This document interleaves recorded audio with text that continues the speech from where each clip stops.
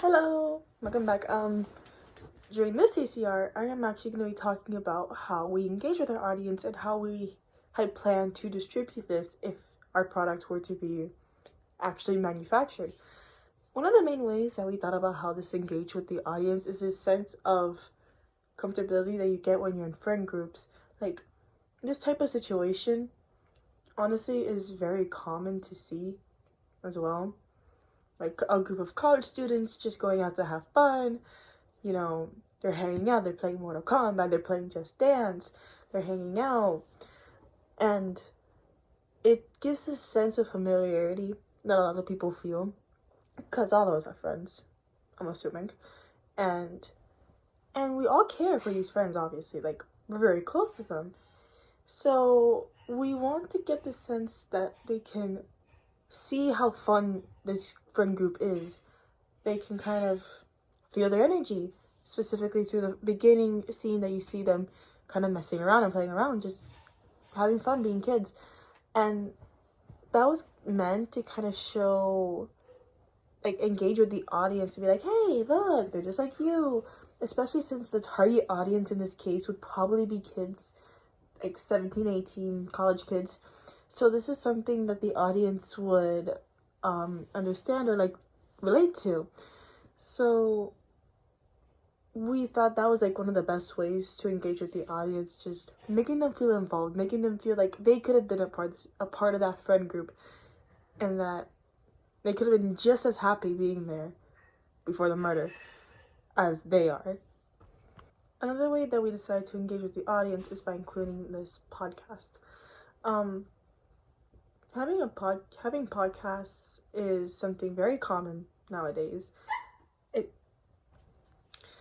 is something very common nowadays, and most people tend to listen to podcasts when they're taking a run or just doing anything like their everyday lives.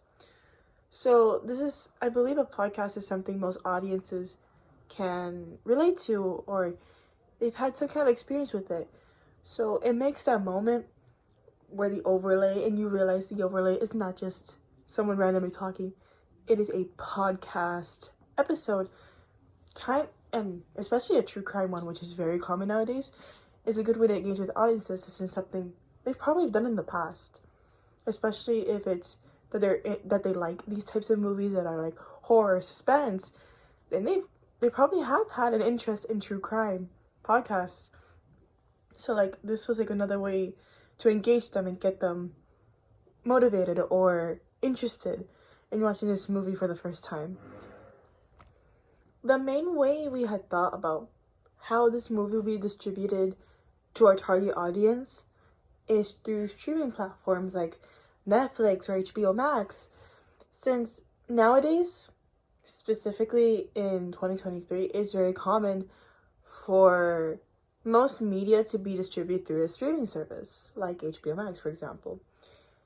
And we had thought, realistically, people our age or college students, they may not want to go to the movies like it was in the past. So it would make more sense for our movie to be a Netflix original, or just only distributed on streaming platforms. Because let's say if we're a Netflix original, that gives Netflix more of a motive to pick up the movie, because it's something that only their platform could see, and it's more liable for, it's not liable, but like, there's a higher chance they're gonna take it if it's something only specifically they have. It's something else that their streaming service provides that not everything else has. And nowadays, with how common streaming services have become, having like an edge like that, having originals that are creative and fun, or like terrifying, or not terrifying, but like suspenseful in our case, is something they're gonna want. So the chances of our movie being more successful in a streaming service rather than a movie theater setting is the main reason we decided, hey, let's just have this be a streaming service movie. Realistically, it would make the most money.